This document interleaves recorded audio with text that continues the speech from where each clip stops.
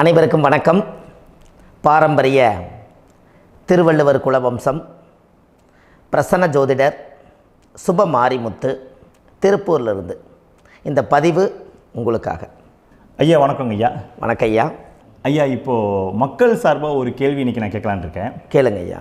ஐயா, அதாவது இந்த ஜாதகத்தில் முடக்கு இருக்கு, ஜாதகத்தையும் முடக்கிருச்சு, கண்டிப்பாக அதனால் வாழ்க்கையில் நிறைய பிரச்சனைகள் அப்படின்னு சொல்லி நிறைய பேர் கேட்குறாங்க. கண்டிப்பாங்க ஐயா. இந்த முடக்குங்கிறது என்னங்க ஐயா? அதற்கும் கர்மாவுக்கு ஏதாவது சம்மந்தம் இருக்காங்க ஐயா? ரொம்ப பற்றி சொன்னீங்கன்னா ரொம்ப உதவியாக இருக்குங்க. நல்ல கேள்விங்க ஐயா. இந்த கர்மாவே முதல்ல எங்கேருந்து வருது அப்படிங்கிறது தான் இப்போ நம்ம சொல்ல போகிறோம். இதுவரைக்கும் எத்தனையோ கருத்துக்களெல்லாம் நீங்கள் இந்த உலகத்தில் கேட்டிருப்பீங்க. ஆனால் இந்த பதிவில் நீங்கள் பொறுமையோடு இந்த கருத்தை ஒரு இனிமையோடு நிதானமாக கேட்டிங்கன்னா உங்களுடைய ஊழ்வினை கர்மா எங்கிருந்து உருவாச்சு, இதனுடைய இந்த கர்மானால் நாம் என்ன கஷ்டப்படுறோம், நாம் இந்த பூமியில் பிறக்கிறதுக்கு என்ன வரம் வாங்கி வந்தோம், நம்ம பாவ புண்ணியமெல்லாம் ஜாதக கட்டத்தில் போய் எப்படி எடுக்கிறது, நம்மளுடைய தோஷம்னு சொல்கிறோமே அந்த தோஷம் எப்படி கிரியேட் ஆகுது, நம்ம இந்த பூமியில் பிறக்கும்போது கொண்டு வந்த கர்மாவா, இல்லை கடவுளே நம்மளுக்கு ஒரு தண்டனையாக கொடுத்த கர்மாவா, இல்லை நம்ம இந்த பூமிக்கு வந்ததுக்கு அப்புறம் செய்த கர்மாவா, இது எல்லாத்தையுமே நம்ம பொறுமையாக கேட்கணும்னா கண்டிப்பாக இந்த பதிவை நீங்கள் பொறுமையோடு கேளுங்க. உங்களுக்கு இதில் ஒரு பெரிய ஒரு ரகசியம் ஒன்று அடங்கியிருக்குது. அந்த ரகசியத்தை தான் இன்றைக்கி இந்த உலகத்துக்கு அரங்கேற்றம் பண்ணுறேன். இந்த முடக்கு நம்ம ஐயா கேட்டதில் ஒரு அற்புதமான ஒரு விஷயம் என்ன அப்படின்னு கேட்டிங்கன்னா, முடக்குங்கிறது அந்த காலத்தில் பெரிய திறமையை கட்டி போட்டு வச்சுட்டா நம்மனால் அது இயங்க முடியுமா? முடியாது இல்லைங்களா ஐயா? முடியாது. அப்போது அதே மாதிரி ஜாதக கட்டத்தில் நமக்கு வேண்டிய யோகத்தை கடவுளே நம்மளுக்கு நாம் செய்த பாவத்தினால அது முடக்கி வச்சிருச்சுன்னா அந்த பாவகத்தை அந்த ஜாதகர் அனுபவிக்க முடியுமா? அனுபவிக்க முடியாது. அப்போது அந்த அனுபவிக்க முடியாமல் வெளி உலகத்தில் போய் நம்ம தேடி போன பிறவியில் செய்த பாவத்தை இந்த பிறவியில் நீங்கள் தேடி கண்டுபிடிச்சி வாழ்க்கையில் நீங்கள் எப்போ மேலுக்கு வர்றது? அப்போது அந்த கர்மா 12 ராசி கட்டத்துக்குள்ள 27 நட்சத்திரத்தில் 9 கிரகங்களுக்குள்ள ஒரு பெரிய ஒரு ஆத்துமாத்துமான கர்மா, உங்கள் பூர்வ ஜென்ம கர்மா இதுக்குள்ளே எங்கேயோ ஒரு இடத்துல முடங்கியிருக்குது. இந்த முடக்க மட்டும் உங்கள் ஜாதகத்தில் நீங்கள் கண்டுபிடிச்சிட்டிங்கன்னா ஹைலைட்டாக வாழ்கிறதுக்கு, இந்த உலகத்தில் சுதந்திரமான வாழ்க்கை வாழ்கிறதுக்கு ஒரு மிகப்பெரிய பொக்கிஷம் உங்கள் ஜாதகத்துக்குள்ளேயே இருக்குது. அப்போது அந்த ஜாதகத்துக்குள்ளே நாம் போன பிறவியில் நம்ம கர்மா நாம் என்ன செய்திருப்போன்னு உங்களுக்குள்ளே பெரிய குழப்பம் இருக்கும். என்னங்க ஐயா, நீங்கள் என்ன கர்மா பண்ணிட்டு வந்தீங்க, நாம் போன பிறவியில் நம்ம யாரை ஒரு வதச்சோம், யாரை நம்ம மனசை புண்படுத்தினோம், நம்ம தாத்தாவுக்கு சோறு போட்டோமா, நம்ம பாட்டனுக்கு சோறு போட்டோமா, நம்ம முப்பாட்டனுக்கு சோறு போட்டோமா, நம்ம கொள்ளுப்பாட்டனுக்கு சோறு போட்டோமா, அப்போ நம்ம அப்பாவுக்கு நம்மளை பெற்றவருக்கு நம்ம சாப்பாடு கொடுத்தோமா, இவங்களுக்கெல்லாம் நம்ம சேவை பணிமடைகள் செஞ்சோமா, நம்மளுடைய உறவுகளுக்கெல்லாம் அரவணைச்சு போனோமா, நம்மளுடைய இந்த மாதிரி நாம் இரத்த சம்பந்த உறவுகளை இருந்து தான் இந்த உலகத்துக்கு நம்ம வெளியில் வந்திருப்போம். அப்போது வெளியில் நீங்கள் நிற்கிறீங்க, அப்படியே மேலே போய் பார்த்தீங்கன்னா ஒரு 7 தலைமுறையில் ஒவ்வொருத்தரும் செய்த கர்மாவெல்லாம் நம்ம பிளட்டு ரிலேட்டிவாக இப்போ நீங்கள் கரண்ட்டில் இருக்கிறவங்க கிட்ட தான் டெபாசிட் பண்ணியிருக்கோம். அப்போ இது தெரியாமல் நாம் ஜாதகத்துக்குள்ளே போய் தசாபுத்தி நல்லா தனுங்க இருக்குது, நான் ரொம்ப கஷ்டப்படுறேன், என் ஜாதகத்தில் போய் பார்த்தேன் எல்லா கிரகங்களும் நல்ல வலிமையாக இருக்குன்னு தான் சொன்னாங்க, ஆனால் இன்னும் என்னுடைய கடன் அடையலை, இன்னும் என்னோடய கர்ம தீர்ந்த மாதிரியே தெரியல, எனக்குள்ளே ஒரு தாட்டு என்னமோ நான் ஒரு பின்தங்கின வாழ்க்கையிலே வாழ்ந்துட்டுருக்கேன் அப்படின்னு நீங்கள் சொல்லும்போது, அப்போ இதையெல்லாம் தாண்டி ஒரு கர்மா உங்களுடைய ராசி கட்டத்துக்குள்ளே எங்கேயோ ஒரு பக்கத்தில் ரகசியமாக புதைஞ்சிருக்கு. அப்போது அந்த ரகசியமாக புதைஞ்சிக்கக்கூடிய அந்த முடக்கு தான் இன்றைக்கி இந்த உலகத்துக்குள்ளே நீங்கள் தெரிஞ்சுக்கக்கூடிய விஷயம். அப்போ அந்த முடக்குங்கிறது ஒன்று உண்மை. இந்த உலகத்துக்கு நம்மளை எல்லாத்துலேயும் நல்லா யோசிச்சு பாருங்கள். 12 ராசி கட்டம் இருக்குதுங்களா ஐயா? ஆமாங்க ஐயா. ஆனால் கிரகம் எத்தனை இருக்குதுங்க? 9 தான் இருக்குங்க ஐயா. ஆமாம், 12 ராசிக்கு 12 கட்டத்துக்கு 12 கிரகம் கொடுத்துருக்கலாமல்ல கடவுள். அப்போ ஏன் 3 கட்டத்தை மட்டும் எம்டி பண்ணி மீதி 9 கிரகத்தை வச்சுக்கிறாருன்னா, அப்போ நாம் செய்த 3 தலைமுறை கர்மாவுக்கு அது எந்த கட்டம் பிளாக் ஆகுதோ அந்த கட்டத்துக்குள்ளே ஏதோ ஒரு ரகசியம் இருக்கிறனால தானே எங்கேயோ ஒரு பக்கத்தில் நீங்கள் கண்டிப்பாக கர்மாவில் மாட்டுவீங்கிறது கடவுளே படைச்சு தானே இதை உருவாக்கியிருக்காரு. 12 ராசிக்கு 12 கட்டம் கொடுத்துருந்தா எங்கே நீங்கள் சுற்றி வந்தாலும் ஏதோ ஒரு வீட்டுக்குள்ளே போய் உட்காந்துக்கலாம். ஆனால் ஒரு வீடு சுத்தமாக இருக்குது, ஒரு வீட்டில் 4 கிரகம் இருக்குது, ஒரு வீட்டில் 3 கிரகம் இருக்குது, ஒரு வீட்டில் 5 கிரகம் இருக்குது, ஒரு 3 வீடு 4 வீடு காலியாக இருக்குது. அப்போ எங்கேயோ ஒரு ராசி கட்டத்துக்குள்ளேயே கடவுளுடைய கர்மா விளையாட்டு, அது ரகசிய விளையாட்டு தான். அப்போது இந்த இடத்துல தான் உங்கள் ஜாதகத்தில் முடக்கு இருக்குது. இந்த முடக்கை நீங்கள் எப்படியெல்லாம் அதை ஆராய்ச்சி பண்ணி கண்டுபிடிக்க முடியும் அப்படிங்கிற ஒரு விஷயத்தை தான் இன்றைக்கி நம்ம இந்த உலகத்துக்குள்ளே இதை நுழைக்க போகிறேன். இப்போ அப்பா செய்த பாவம்னு ஒன்று இருக்குமில்லங்க ஐயா, நம்ம அறியாத வயசில் தெரியாதில்ல, அப்பா செய்த பாவம்னு இருக்கும். அப்பாவுடைய சொத்து பிள்ளைக்குத்தானா, அப்பாவுடைய பாவம் பிள்ளைக்குத்தானே, என்னங்க ஐயா? சரி, அப்போ தாத்தா இருக்கிறாரு, தாத்தாவுடைய கர்மா உயிர் எங்கே எழுதி வைக்கிறாருங்க? அப்போது மகனை விட்டுறாரு. அப்போ தாத்தா மாதிரியே முகம் இருக்குது, தாத்தா மாதிரியே அவருடைய நடை உடை பாவனை இருக்குது, அவர் தாத்தாவுடைய ஜீனு தான் அப்படின்னு இவர் சொல்லும்போது, அப்போ தாத்தாவுடைய சொத்து பேரனுக்கு சொந்தம்னா தாத்தாவுடைய பாவம் எங்கே போகுங்க? Very good. அப்போ அப்போது இந்த கர்மா எப்படி டிரான்ஸ்ஃபர் ஆகுதுன்னு உங்களுக்கு தெரியுதா? அப்போ நீங்கள் போன பிறவியில் அந்த தாத்தாவுடைய பேரனை நீங்கள் பிறக்கிறதுக்கு கர்மம் உங்களை செயல்பட வச்சுருக்குது. அதனால் நீங்கள் தாத்தாங்கிறீங்க. அதனால் அந்த கௌரவமாக எங்கள் தாத்தா சம்பாரித்த சொத்து நான் தான் அனுபவிக்கணுங்கிற விதியை நீங்கள் உருவாக்கிறீங்க. அப்போது இந்த ஜாதகத்தில் அந்த ஊழ்வினை தோஷந்தான் ஏதோ ஒரு வழியில் உங்களை கர்மாவை செயல்படுத்துது. அதனால தான் இந்த ஜாதகத்தில் எந்த ஒரு முடக்கை எடுக்கிறதா இருந்தாலும் சூரியன் என்ற நட்சத்திரம் எதுவோ அந்த நட்சத்திரத்துக்கு எந்த வீடு முடக்காகுதோ அங்கே தான் உங்களுடைய கர்மா ஒளிஞ்சிருக்கும். இதுதான் உங்களுடைய பெரிய ஒரு பொக்கிஷமான ரகசியம்.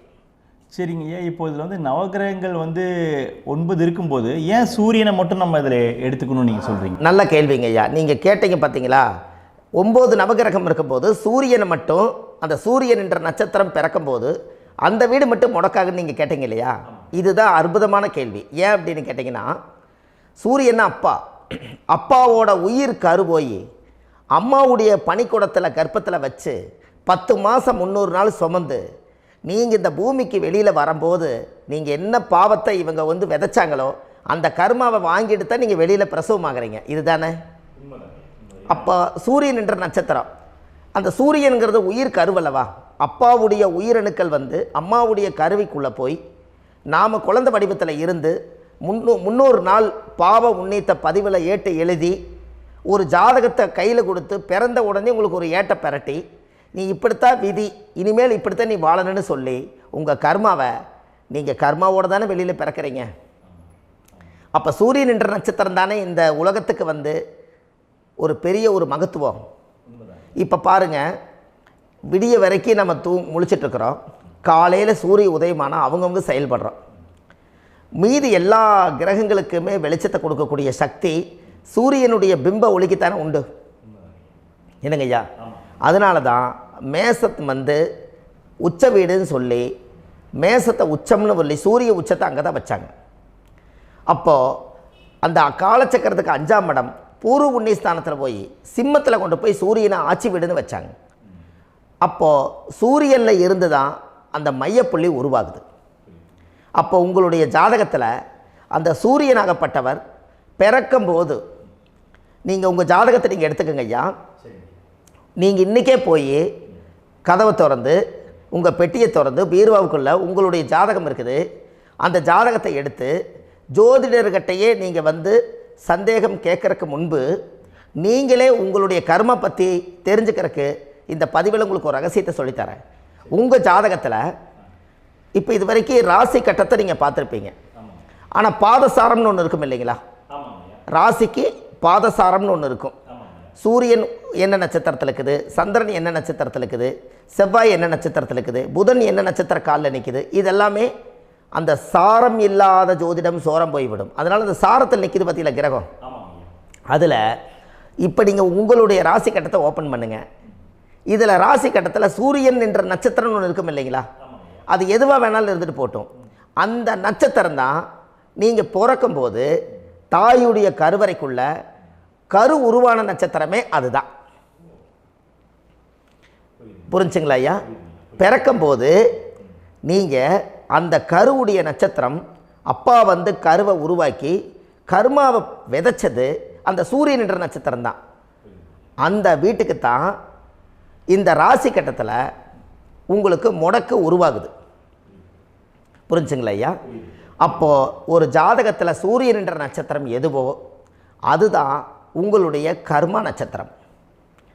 இப்போ நம்ம பிறக்காதுக்கு முன்னாடி அப்பா கட்டத்தில் அந்த கர்மா டெபாசிட் ஆகிருக்கும். அதை ட்ரான்ஸ்ஃபர் எப்படி பண்ணுறாரு? அவருக்கு ஒரு கல்யாணம் வச்சு அவர் குடும்ப வாழ்க்கையில் வாழ்ந்து நம்மளோட உயிர் கருவை கொண்டு போய் ஊராம் பொண்ணை கல்யாணம் பண்ணி பொண்டாட்டின்னு எடுத்துக்கொண்டு அந்த பொண்டாட்டிங்கிற உரிமையாகி இவருடைய உயிர் கரு உருவாகி வாரிசுகள் வெளியில் வருது. அதானங்க ஐயா? அப்போது அந்த சூரியன் என்ற நட்சத்திரம் தான் இந்த உலகத்தில் ஒரு பிரம்மாண்டமான நட்சத்திரம். இந்த நட்சத்திரம் உங்கள் மனசுக்குள்ளே ஏதாவது இருந்துச்சுன்னா உங்கள் வீட்டில் ஏதாவது ஒரு நல்ல விஷயங்கள் நீங்கள் பண்ணுறதா இருந்தால் அந்த கர்மா நட்சத்திரம் சூரியனுடைய நட்சத்திரம் இருக்குது பார்த்தீங்களா, அந்த நட்சத்திரத்தில் எந்த ஒரு சேவைகளும் செய்யக்கூடாது. அதுதான் கர்மா. அதை போய் நீங்கள் ஆக்டிவேட் பண்ணி விட்டீங்கன்னா அது முன்னோர்களை வந்து நீங்கள் வந்து தொந்தரவு பண்ண மாதிரி. அந்த கர்ம நட்சத்திரம் தான் உங்கள் வாழ்க்கையில் அது புதஞ்சிருக்கிறதா. இப்போ குழந்தை பிறந்தாலோ சீர் சீமந்தங்கள் நீங்கள் செய்கிறதாலோ கல்யாணம் முக்கிறதுனாலோ உங்கள் ஜென்ம நட்சத்திரத்தன்னைக்கு கல்யாணம் பண்ண வேண்டாம்னு சொல்லிக்கிறாங்கல்லங்க. உங்களுக்கு ஜென்ம நட்சத்திரத்துக்கு முன்னாடி உங்களை உருவாக்குன நட்சத்திரம் தான் ஜென்ம நட்சத்திரம். அப்போ சூரியன் என்ற நட்சத்திரம் அப்பாவுடைய ஜென்ம நட்சத்திரமாக அந்த ஊழ்வினை கர்மம் செயல்படுது. அப்போ அந்த முடக்கு யார் வழியில் வந்தது? முன்னோர்கள் வழியில் வந்தது. முன்னோர்கள் கட்டி வச்சது யாரைய? குலதெய்வத்தை. அப்போ அந்த குலதெய்வத்தை போய் சாமிக்கு போய் வீடு வாசல்லாம் வலித்து குலதெய்வத்தை போய் தேங்காய் பழம் பூ மாலை கல்கண்டு வாங்கி அர்ச்சனை பண்ணி ஒரு அன்னதானம் ஒன்று பண்ணிவிட்டு சாமிக்கு பொங்கல் வச்சு நைவேத்தியம் பண்ணிவிட்டு உங்கள் ஜாதகத்தை வச்சு பூஜை பண்ணிவிட்டு வாங்க. அதுக்கப்புறம் தான் உங்கள் கர்மாவை கண்டுபிடிக்கிறதுக்கு வழியே பிறக்கும்.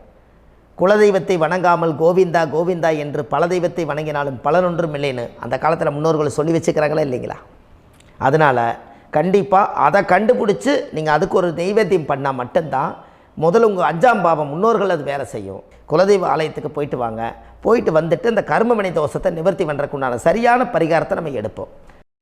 அப்போது உண்மையாலுமே ஒரு ராசி கட்டத்துக்குள்ளே இந்த மாதிரி ஒரு அந்த கர்ம தோஷம் இருப்பதனால இந்த கர்மா தோஷத்துக்கு அந்த முடக்க தோஷங்கிறத நீங்கள் எடுத்து அதை கண்டுபிடிச்சி அந்த சூரியன் என்ற நட்சத்திரம் எந்த ராசி கட்டத்தில் போய் முடக்காயிருக்குதோ அந்த முடக்கு எந்த பாவகம் வந்து நம்மளுக்கு லாக் ஆகிருக்குதோ அந்த பாவகத்துக்கு உண்டான பரிகாரங்கள் அதுக்குரிய ஸ்தலங்கள் அந்த கோவில்களில் போய் சுவாமிக்கு தேங்காய் பழம் பூமாலை கல்கண்டு வாங்கி அர்ச்சனை பண்ணி நீங்கள் இந்த கோவிலுக்குள்ளே போய் உட்காந்து சாமி கும்பிட்டு வந்தீங்கன்னா உங்களுடைய ஜாதகத்தில் இருக்கக்கூடிய அந்த முடக்கு தோசை நீங்கி வாழ்க்கையில் நீங்கள் எதை சாதிக்க வந்தீங்களோ அந்த சாதனையை நீங்கள் சாதிச்சிட்ருப்பீங்க.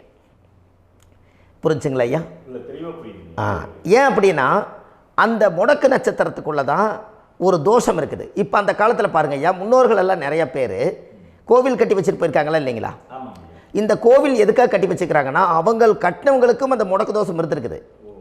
ராஜாக்கள் இருந்திருக்குது, மன்னர்கள் காலத்தில் இருந்திருக்குது, ஜமீன்தார் காலத்தில் இருந்திருக்குது. இப்போ அவங்களுடைய அமைப்புகள் எல்லாமே முன்னோர்கள் என்னமோ அறியாமல் தெரியாத தன்னடக்கம் இல்லாத ஒரு கர்மாவை இவங்க செஞ்சிட்டாலும் அதுக்குரிய பரிகார ஸ்தலங்களை கொண்டு போய் அந்த காலத்திலே ஜாதகம் பார்த்து நம்ம வந்து முன்னோர்களுடைய பாவத்தை நாம் செய்த பாவத்தையும் தீர்த்துட்டு நமக்கு கீழே அடுத்த சந்ததிகள் அடுத்த தலைமுறைகள் வந்தாலும் இந்த கோவில்களுக்கு வந்து விளக்கு போட்டு சாமி கும்பிட்டு இந்த மண்ணை மிதிச்சிட்டு போனால் அன்னையோடு அந்த கர்மா தீருங்கிறது அந்த காலத்திலேயே முடக்க தோஷ பரிகாரத்தை கோவில் வழியில் அந்த காலத்தை திசை திருப்பி வச்சுருக்காங்க.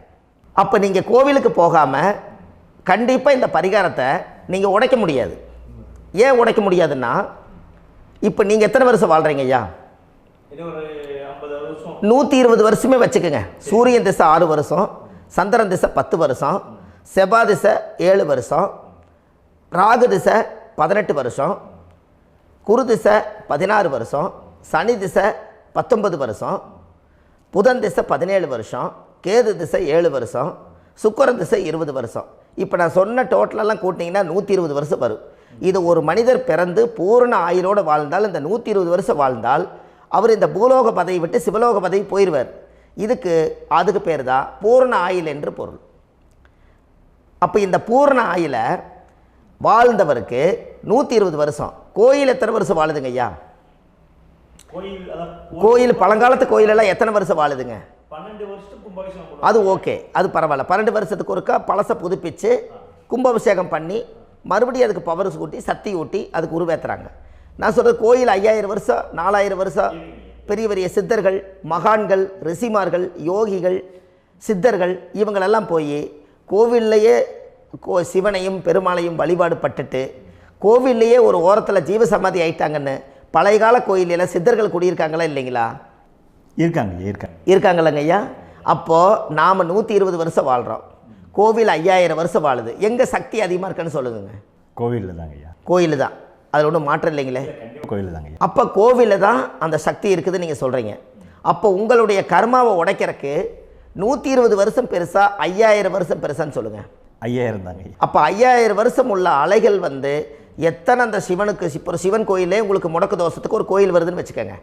அந்த கோவிலில் எத்தனை முடக்குகளுக்கு உண்டான கோவில்கள், எத்தனை பழங்களை ஊற்றி சாமிக்கு அபிஷேகம் பண்ணியிருப்பாங்க, எத்தனை பால் கூட ஊற்றிருப்பாங்க, பன்னீர், தேன், இளநீ, மஞ்சள் நீர், திருமஞ்சனம், அபிஷேகம், பொங்கல், நைவேத்தியம் இத்தனையும் செஞ்சு அந்த சிவனை வந்து சிவனாக பார்த்து அந்த கருவறைக்குள்ள ஒரு கிராணங்கள் வரும்போதும் கூட பாதுகாப்பு பண்ணி வச்சு நல்ல சக்தியோடு அந்த கருவறையை புத்தியோடு அவங்க வேலை செஞ்சு அந்த காலத்தில் வச்சுருக்காங்களா இல்லைங்களா?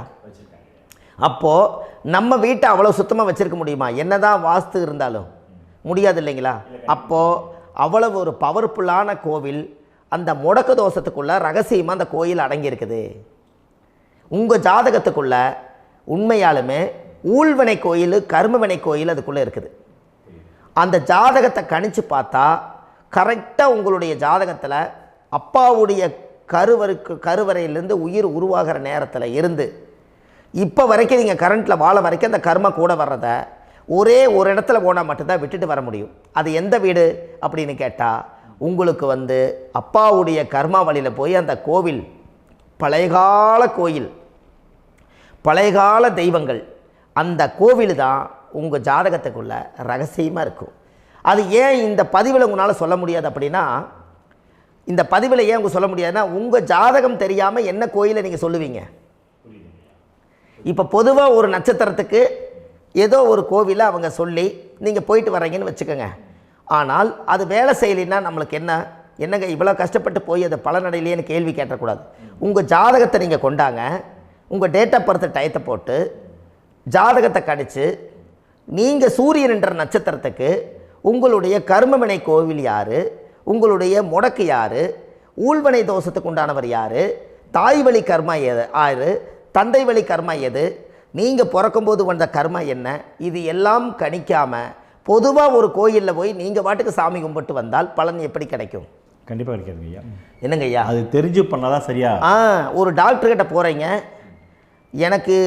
என்னை அப்படியே ஸ்கேன் பண்ணி ஒரே ஒரு மாத்திரை கொடுங்கன்னு கேட்டால் டாக்டர் கொடுப்பாருங்களா? அவர் என்ன பிரச்சனை இருக்குதோ அதை முதல்ல கண்டுபிடிச்சி ஸ்கேன் பண்ணி பார்த்து ரிப்போர்ட் எடுத்து அது மூலியமாக தான் கொஞ்சம் எடுத்து ஐயா உங்களுக்கு இந்த பிரச்சனை, இதுக்கு தீர்வுக்கு இதுக்குண்டான மெடிசன், இது இப்படித்தான் சாப்பிடணும்னு அது முறையாக சொல்லி அந்த உயிர் வாழ வைக்கிறாரு டாக்டர். அவர் ஒரு தெய்வ வடிவத்தில். கரெக்டுங்களா ஐயா? அப்போ உங்களோட கர்மா எங்கே செயல்படுது அப்படின்னா இந்த முடக்க நீங்கள் இந்த பதிவில் தெரிஞ்சுக்கங்க. அதுக்குரிய நட்சத்திரம் என்னன்னு தெரிஞ்சு வச்சுங்க. உங்கள் ஜாதகத்தில் சூரியன் என்ற நட்சத்திரத்தை எடுத்துக்கங்க. அந்த வீட்டுக்கு முடக்க இந்த பதிவில் எந்த வீடு லாக் ஆகிருக்குதுங்கிறத நான் உங்களுக்கு இந்த வீட்டில் சொல்கிறேன். அந்த வீட்டு நீங்கள் பாருங்கள், உங்களுடைய லக்கணத்துக்கு அது எந்த வீடு. இப்போ லக்கணத்துக்கு ஒரு 7வது வீடுன்னே வச்சுக்கோங்க. அப்போ லக்கணத்துக்கு 7வது வீடே முடக்கு. அப்படி ஒரு முடக்கு ஆகிப்போச்சுன்னா ஒரு ஜாதகத்தில் லக்கணம் தான் 1, 7ஆம் இடம்ங்கிறது மனைவி ஸ்தானம். ஒரு ஆணுடைய ஜாதகத்துக்கு 7ஆம் இடம் தான் மனைவி.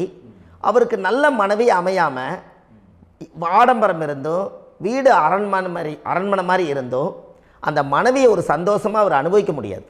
புரிஞ்சுங்களா ஐயா? சந்தோஷமாக அனுபவிக்க முடியாது. ஏன் அப்படி? 7ஆம் இடத்துல தான் அவரோட கர்மா உட்கார்ந்துருக்குது. கரெக்டாக சொன்னீங்க. 7ஆம் இடத்துல தான் அந்த கர்மா உட்கார்ந்துருக்குது.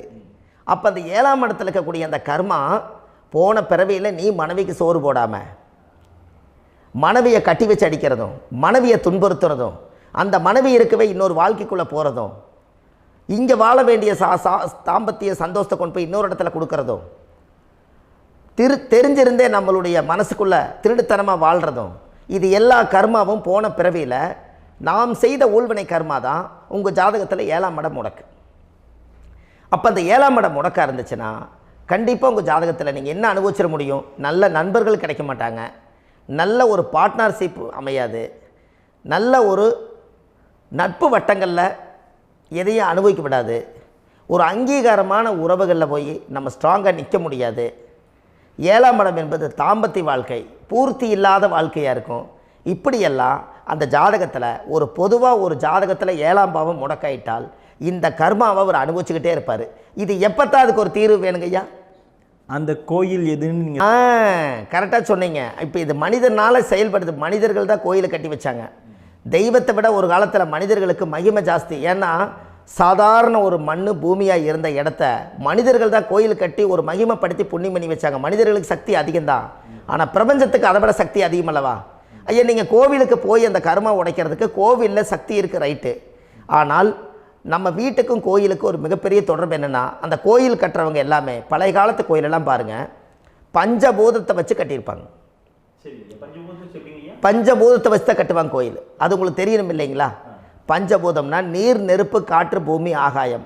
இந்த பஞ்சபூதத்தினுடைய சக்திகள் எல்லாம் ஒரே நேர்கோட்டுக்கு என்னைக்கு வருதோ அன்னைக்கு தான் அந்த கோவிலுடைய பாலக்கால் போட்டு 1000-2000 வருஷம் நிலச்சி நிற்கிறது. காரணம், இந்த பிரபஞ்சத்தில் பஞ்சபூதம் எப்படி நிலச்சி நிற்குதோ அதுபோல் 5000 வருஷம் நிற்கிறதுக்கு அந்த பஞ்சபூத சக்தி வச்சு தான் சாமி சிலையை பிரதிஷ்டை பண்ணி வச்சுருப்பாங்க. அதனால தான் இந்த கோயில்கள் எல்லாம் 5000 வருஷமாயும் எத்தனையோ கிராணங்களை எல்லாம் தப்பிச்சிருக்கிறதுக்கு காரணம்.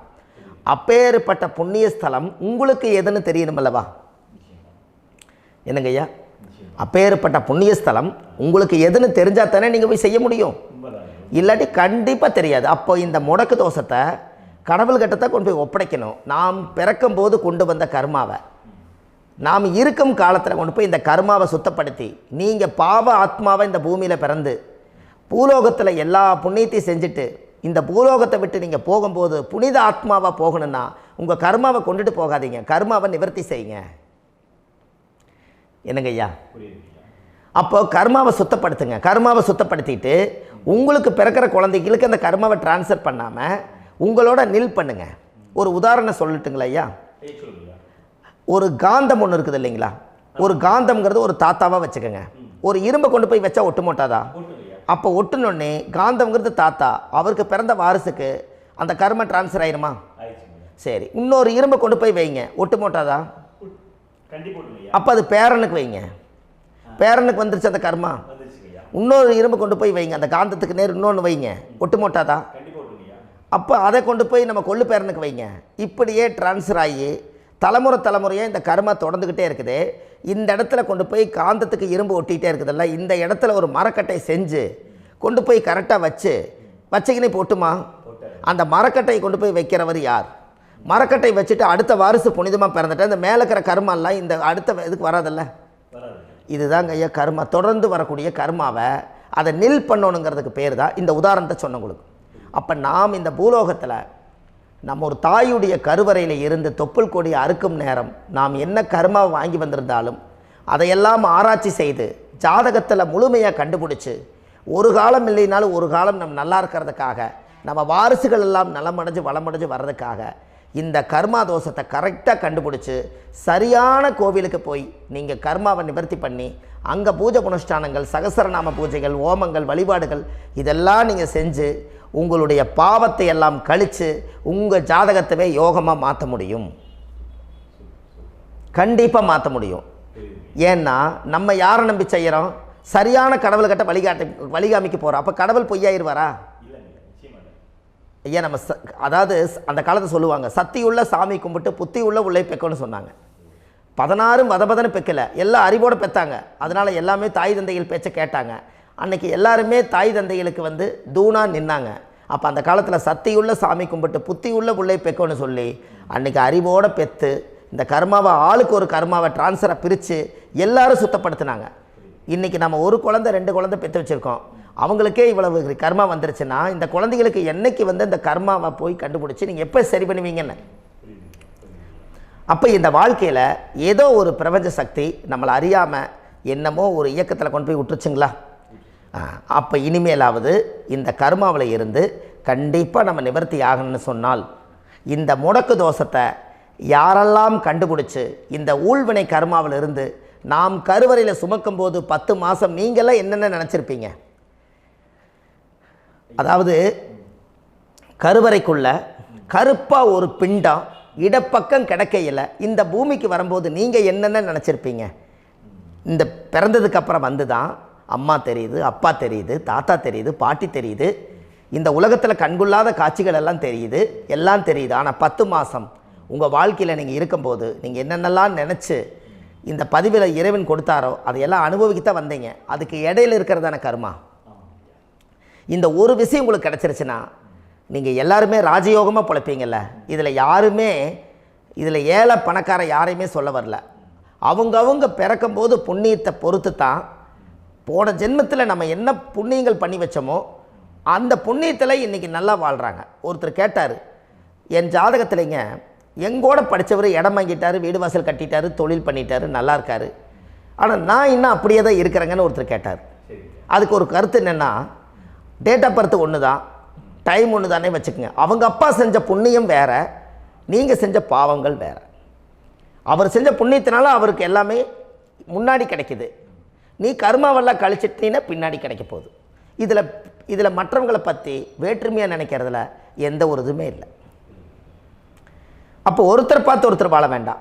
உங்களுடைய சுய அறிவை வச்சு இந்த பூலோகத்தில் இந்த பூமியில் நீங்கள் 4 தெரிஞ்சு நல்ல விதமாக கற்றுக்கிட்டு இந்த உலகத்தில் சிறப்பாக வாழ கற்றுக்குங்க. அதுக்கு அந்த ஊழ்வினை தோஷத்தை கண்டுபிடிங்க. உங்களுக்குன்னு ஒரு முடக்கு இருக்குதுங்கிறத இன்றைக்கி நீங்கள் எழுதி வைங்க. அதை எப்படியாவது கண்டுபிடிங்க, அதை தேடுங்க. ஒரு முறை நீங்கள் ஜாதகத்தை கொண்டு வாங்க. அந்த ஜாதகத்தை கொண்டு வந்து உங்கள் பாவகத்தில் எத்தனாம் பாவம் முடக்காயிருக்குதுன்னு பாருங்கள். அந்த பாவகம் முடக்காயிருச்சுன்னா உங்கள் வாழ்க்கையில் அதிலிருந்து உங்களால் வெளியில் வரவே முடியாது, கண்டிப்பாக வர முடியாது. அதை நீங்கள் கண்டுபிடிச்சா மட்டும்தான் நீங்கள் மேலே வர முடியும். ஏன்னா நிறைய பரிகாரங்கள், பூஜைகள், யாகங்கள், ஓமங்கள் எல்லாம் செய்து வச்சும் கூட அந்த கர்மவினைக்கு உண்டான கோவிலுக்கு போய் அந்த 5000 வருஷ பழமை வாய்ந்த தெய்வத்துக்கிட்ட போய் நீங்கள் முறையிட்டு விளக்கு போட்டு உங்கள் கர்மத்தை எல்லாம் நான் நீ தான் தீர்த்து கொடுக்கணும்னு சொல்லி நம்பிக்கையோடு நீங்கள் போய் அந்த சரணாகதி அடையிறீங்க பாருங்கள், அங்கே தான் உங்கள் கர்மாவை எடுத்து விடுறாரு. அப்போ இந்த ரகசியம் உங்களுக்கு வேணுமல்லவா? அப்போ உங்கள் ஜாதகத்தில் எங்கே முடங்கி அதுக்குரிய கோவில்கள் எல்லாம் என்ன, அதுக்கு தான பரிகாரம் என்ன, அதுக்கு நீர் பரிகாரம் என்ன, யாத்திரை பரிகாரங்கள் என்ன, நீங்கள் வீட்டில் இருந்தே செயல்படுத்தக்கூடிய பரிகாரங்கள் என்ன, பரிகாரம் கோவிலுக்கு போய்த்தான் நடக்குமா, இல்லை நாம் வீட்டில் வச்சு வணங்குறதுனால நடக்குமா, நாம் செய்யக்கூடிய தர்ம பரிகாரங்கள் என்ன, தான பரிகாரங்கள் என்ன, இப்படி பல விதமாக இருக்கிறனால உங்கள் ஜாதகத்துக்கு எந்த மாதிரி பரிகாரம் கனெக்ட் ஆகுதுங்கிறது தெரியணும். இது தெரியாமல் கண்டிப்பாக உங்களால் செயல்படுத்துறது ரொம்ப கஷ்டம். இதனால் இதை நீங்கள் தெரிஞ்சுக்கணும்னா இப்போ நம்ம பாருங்கள், நீங்கள் அந்த தெரிஞ்சுக்கிட்டாலே உங்கள் வாழ்க்கையில் ஒரு டைம் தான் நீங்கள் தெரிஞ்சுக்க போகிறீங்க. உங்களுடைய கர்மா என்ன, நீங்கள் எங்கே செயல்பட்டு போயிட்டுருக்கிறீங்க, உங்கள் போகிற பாதை சரியா இல்லை அந்த பாதையில் முள்ளு கல் இருக்குதா, இது எல்லாம் உங்களுக்கு தெரியலனா இந்த முடக்கை கண்டுபிடிக்கக்கூடிய சக்தி வாய்ந்த இந்த கர்மாவை நிவர்த்தி பண்ணுறதுக்கு வழிகள் இருக்குது. அதனால் நீங்கள் கண்டிப்பாக இந்த முடக்கை தெரிஞ்சுக்கணும். இந்த முடக்கு ராசினா என்ன உண்மையாலுமே உங்கள் வாழ்க்கையில் நீங்கள் தெரிஞ்சு இனிமேல் உங்கள் வாழ்க்கையில் இதுவரையிலும் கர்மாவுக்குள்ளேயே கஷ்டப்பட்டீங்க, வழி தெரியாமல் கண்ணை கட்டி காட்டில் விட்ட மாதிரி இருந்தீங்க. இனி அப்படி இருக்க வேண்டாம். உங்கள் ஜாதகத்தில் 12 ராசி கட்டத்தில் 9 கிரகம் போகும், மீனி 3 கிரகம், 3 கட்டம் உங்களுக்கு எங்கேயோ ஒரு பக்கத்தில் 3 கட்டம் எம்டியாக தான் இருக்கும். கரெக்டுங்களா? அது இல்லாமல் ஒரு ஜாதகம் பிறக்காது. ஏன்னா 9 கிரகத்துக்கு 9 கணக்கு போட்டால் 3 கட்டம் எம்டியாக தான் நிற்குது. அந்த கட்டத்துக்குள்ளே எந்த நட்சத்திரத்தில், எந்த சாரத்தில், எத்தனாவது டிகிரியில், எத்தனாவது பாதசாரத்தில், எத்தனை வெகுளையில், எத்தனை செகண்டுக்குள்ளே இந்த கர்மா உள்ளே புகுந்து உங்களை செயல்படுத்துதுங்கிறத கண்டிப்பாக உங்கள் ஜாதகத்தை கொடுங்க. பார்த்து இந்த விஷயத்தை சொல்கிறேன், நீங்கள் அந்த இடத்துக்கு போய் நிவர்த்தி பண்ணிவிட்டு உங்கள் வாழ்க்கையில் கொஞ்சம் காலம் வாழ போகிறீங்க. பாருங்கள், பிறந்ததுலேருந்து 20 வருஷத்துக்குள்ளே இளமையாக வாழ்கிறீங்க, குழந்தையாக வாழ்கிறீங்க. 20லேருந்து 40 வயசுக்குள்ளே தான் உங்களுக்கு ஒரு பொண்ணை பார்த்து கல்யாணம் பண்ணி ஒரு கரு உருவாக்குறீங்க. அதுக்கப்புறம் 40லேருந்து 60க்குள்ளே குழந்தை பெற்று கடமை முடிச்சிடுறீங்க. 60 வயசுக்கு மேலே ரிட்டையர்ட் ஆகிடுறீங்க. இந்த 20க்கும் 60க்கும் இல்லாத 20லேருந்து இந்த 40 வயசுக்குள்ளே உங்களோட தேடல் என்னவோ அது வாழ வேண்டிய சுகபோகமான வாழ்க்கை எல்லாமே அந்த 40க்குள்ளே தான் இருக்குது. இந்த 40க்குள்ளே இருக்கக்கூடிய வாழ்க்கையை இந்த கர்மா தெரியாமல் காலத்தை வீணாக்க வேண்டாம். வாழ வேண்டிய வயசில் நீங்கள் வாழணும். அதுக்குரிய கர்மாவை நீங்கள் சுத்தப்படுத்துங்க. எப்படியெல்லாம் நீங்கள் சந்தோஷமாக வாழ்கிறீங்கன்னு எனக்கு ஒரு தகவல் கொடுங்க. வேறு லெவலில் நீங்கள் இருப்பீங்க. கண்டிப்பாக இந்த பதிவில் உங்களுக்கு நான் இந்த விஷயத்தை கொடுக்க போகிறேன். இந்த முடக்கு நட்சத்திரங்கள் என்ன அப்படிங்கிறத இந்த பதிவில் நீங்கள் ஒரு நோட் ஒன்று எடுத்துக்கோங்க, குறித்து வச்சுக்கோங்க. இதில் இருந்து அவங்கவுங்களுக்கு முடக்கு நட்சத்திரம் என்னங்கிறத இந்த பதிவில் நான் உங்களுக்கு கொடுக்குறேன். இந்த வீடு தான் அது முடக்குங்கிறத சொல்கிறேன். இதையெல்லாம் நீங்கள் தெரிஞ்சு உங்கள் ஜாதகத்தவே நீங்கள் முடக்கு எடுத்து கண்டிப்பாக உங்கள் வாழ்க்கையில் நீங்கள் நல்லா இருப்பீங்க. அதுக்கு ஒரு நோட் எடுத்து வச்சுக்கோங்க. இது வரைக்கும் கர்மாவை பற்றி நம்ம பேசினோம். உங்கள் ஜாதகத்தில் சூரியன் என்ற நட்சத்திரத்துக்கு தான் முடக்குன்னு சொன்னீங்களே, எந்த வீடுங்கிற ரகசியத்தை இன்றைக்கி நம்ம எல்லோரும் தெரிஞ்சுக்கலாமா? இத்தனை காலமாக நீங்கள் தெரிஞ்சுக்காத ஒரு ரகசியத்தை இன்றைக்கி உங்கள் ஜாதக கட்டத்தில் நீங்களே முடக்க கண்டுபிடிச்சி அதுக்குண்டான பலனை தேட போகிறீங்க. அந்த தேடல் தான் உங்களை கொண்டு போய் உட்கார வைக்க போகுது. ஒரு உதாரணம், உங்கள் ஜாதகத்தில் பாதசாரம் இருக்குது அல்லவா? அந்த பாதசாரத்தில் சூரியன் என்ற நட்சத்திரம், சூரியன் நின்ற நட்சத்திரம் பாதசாரத்தில் கரெக்டாக எடுங்க. சூரியன் எந்த நட்சத்திரத்தில் நிற்கிதோ அது பூர நட்சத்திரமாக இருந்தால் அது மேச வீடு தான் முடக்கு. இந்த மேசம்ங்கிறது செவ்வாயோட வீடு, சகோதர வர்க்கத்தினுடைய வீடு. அப்போ 1-8 குடைவர், அது மாங்கல்யம் சம்மந்தப்பட்ட இடம். அப்போ உங்களுடைய வாழ்க்கையில் இரத்த சம்பந்த உறவுகள் இது எல்லாமே அந்த வீட்டில் முடங்கிடுது. அப்போ பூமி பிரச்சனை தானாக வரும், அண்ணன் தம்பி பிரச்சனை தானாக வந்துடும். பாசம் இருக்குது சகோதர சகோதரி மேலே, ஆனால் பாசத்துலேருந்து நம்ம வெளியே வர முடியாது, ரொம்ப சிரமப்படுவோம். அப்போ இதெல்லாமே உங்கள் ராசியில் அந்த பூர நட்சத்திரத்துக்கு மேச வீடு தான் முடக்கு. இந்த முடக்கை நீங்கள் ரிலீஸ் பண்ணிட்டீங்கன்னா அன்னையிலிருந்து உங்களுடைய வாழ்க்கை ரொம்ப நல்லாயிருக்கும். இப்போ இந்நேரம் வரைக்கும் பூர நட்சத்திரத்தை பற்றி நீங்கள் நல்லா கேட்டீங்க. அந்த பூர நட்சத்திரத்துக்கும் உத்திர நட்சத்திரத்தை அடுத்த பதிவில் நம்ம பார்ப்போம். நம்ம ஆன்லைன்லேயே ஜாதகம் பார்க்குறோம். உங்கள் date of birth, time, place கொடுத்தீங்கன்னா போதும். உங்களுக்கு ஜாதகத்தை கணிச்சு ஃபோன்லேயே உங்களுக்கு கர்ம ராசி கண்டுபிடிச்சி உங்களுக்கு உண்டான கர்ம பரிகாரத்தை சொல்லி உங்கள் வாழ்க்கையில் ஒரு வெளிச்சத்தை கொண்டு வர்றதுக்கு என்றைக்கும் உங்களுக்கு உறுதுணையாக இருப்பேன். நீங்கள் கண்டிப்பாக இந்த பதிவுகள் எல்லாம் இது உங்களுக்காகத்தான். இது அதிகாலை நேரத்தில் பிரம்ம முகூர்த்தத்தில் இந்த பதிவை உங்களுக்கு முழுமையாக சமர்ப்பணம் பண்ணுறேன். இதை கற்று இதை வழி நடத்தி இதைய எப்படியெல்லாம் இந்த முடக்கை கண்டுபிடிச்சி இப்படியெல்லாம் பேச வச்சு அழகு பார்க்க நம்ம முன்னோர்களுடைய ஆசீர்வாதமும் இந்த முடக்கை கண்டுபிடிச்ச குருமார்களும் அவங்களுடைய குடும்ப பாரம்பரிய வம்சாவளிகளும் எல்லாருமே நல்லா இருக்கணும். அதுக்காக இந்த நேரத்தில் நான் வந்து அடியேன் சுப மாரிமுத்தாக இருந்து திருப்பூர்லேருந்து இந்த பதிவை உங்களுக்கு நான் கொடுக்குறேன். கண்டிப்பாக இந்த முடக்கு கோயிலுக்கு, இந்த முடக்கு தோஷத்துக்கு உண்மையான பரிகாரங்கள், எளிமையான பரிகாரங்கள் நீங்களே வாழ்க்கையில் செஞ்சு ஆதிகால பரிகாரங்கள் உங்கள் மனசுக்குள்ளே இருக்குது. அதை செயல்படுத்தினா மட்டும் போதும், வாழ்க்கை எங்கேயோ போயிடும். கண்டிப்பாக ஒரு முறை உங்கள் ஜாதகத்தை அனுப்பி வைங்க, உங்களுக்கு நான் பார்த்து பலன் சொல்கிறேன். இன்றைக்கி நான் கொடுத்த பதிவுகள் எல்லாம் உங்களுக்கு ரொம்ப பயனுள்ளதாக இருந்திருக்கும். உங்களுக்கு இது வரைக்கும் எத்தனையோ கர்ம வினைகளை பற்றி தெரியாமல் இருந்திருப்பீங்க. இந்த பதிவில் நிறைய கேட்டு தெரிஞ்சுக்கிட்டீங்க. இதெல்லாம் வாழ்க்கையில் ரொம்ப முக்கியமான பரிகாரங்கள், எளிமையான பரிகாரங்கள். நேராக நீங்கள் கடவுளைத்தான் கெட்டியாக பிடிக்க போகிறீங்க. அந்த பரிகாரங்கள் எல்லாம் செஞ்சு அதிகாரமாக வாழ்ந்து இந்த பூலோகத்தில் நல்ல சிறப்பாக வாழ்கிறதுக்கு இந்த பரிகாரம் உங்களுக்கு ரொம்ப யூஸ்ஃபுல்லாக இருக்கும். கண்டிப்பாக இந்த பதிவை செய்யுங்க. நம்ம பாரம்பரிய திருவள்ளுவர் குல வம்சம், பிரசன்ன ஜோதிடர் சுப மாரிமுத்து, திருப்பூரில் இருக்கேன். 30 ஆண்டு காலமாக நம்ம ஜோதிடம் பார்த்து கொண்டிருக்கிறோம். இவ்வளவு காலமாக எத்தனையோ ஆயிரக்கணக்கான மக்களுக்கு நம்ம ஜோதிடம் பார்த்து வழிகாட்டி நிறைய மக்களுக்கு நிறைய சேவைகள் செஞ்சுருக்கேன். நிறைய கோயில் கட்டி வச்சுருக்கேன், கும்பாபிஷேகங்கள் பண்ணி வச்சுருக்கேன், அன்னதானங்கள் நிறையா பண்ணி வச்சுருக்கேன், புண்ணிய யாத்திரைகள் நிறைய போய் வந்திருக்கேன். மக்களுக்காகவே நான் உங்களுக்கு உழைக்க தயாராக இருக்கேன். இந்த ஜோதிடம் வந்து என்னுடைய ஒரு பாரம்பரியமாக, என்னுடைய அப்பா தாத்தா முன்னோர்கள் இதெல்லாம் எங்களுடைய குலத்தொழில் இது. அதனால் நாங்கள் பாரம்பரியமாக திருவள்ளுவர் குல வம்சம். வள்ளுவர் வாக்குன்னு யூடியூப் சேனலில் போனீங்கன்னா 1000 பரிகாரங்கள் கொடுத்துருக்கேன். அதுவும் உங்களுக்கு ரொம்ப யூஸ்ஃபுல்லாக இருக்கும். வள்ளுவர் வாக்கு அப்படின்னு போடுங்க, அப்படி இல்லைன்னா சுப மாரிமுத்துன்னு போடுங்க. இதில் பரிகாரங்கள் நிறையா கொடுத்துருப்பேன். கண்டிப்பாக இதெல்லாம் நீங்கள் சந்தித்து நீங்கள் ஒரு சப்ஸ்கிரைப் பண்ணி வச்சுக்கோங்க. நான் போடக்கூடிய பதிவுகள் எல்லாமே உங்களுக்கு நோட்டிஃபிகேஷனை வந்துடும். அதனால் நீங்கள் ஒரு சப்ஸ்கிரைப் பண்ணி வச்சுக்கோங்க. தினமும் ஒரு தகவல் உங்களுக்கு கொடுத்துக்கிட்டே இருக்கேன். இதெல்லாமே உங்களுக்கு ஒரு பெரிய சந்தோஷமான நிகழ்ச்சிகள். என்றைக்கும் உங்களோட நான் வாழ்கிறேன். உங்களுடைய குடும்பத்தில் நான் ஒருத்தராக இருந்து குடும்ப ஜோதிடராக நான் இருப்பேன். கண்டிப்பாக ஆயுளுள்ள வரைக்கும் உங்களுக்காக இந்த ஜோதிடத்துக்கு உழைச்சி உங்கள் குடும்பத்தில் ஒருத்தராக நான் வந்து ஒரு ரத்த உறவில் நான் வந்து இந்த பூர்வ ஜென்மத்தில் உங்களுக்கு நான் கடமைப்பட்டிருக்கேன். கண்டிப்பாக அடுத்த பதிவில் உங்களை நான் சந்திக்கிறேன். வாழ்வது ஒரு முறை, வாழ்த்தட்டும் தலைமுறை. நன்றி, வணக்கம்.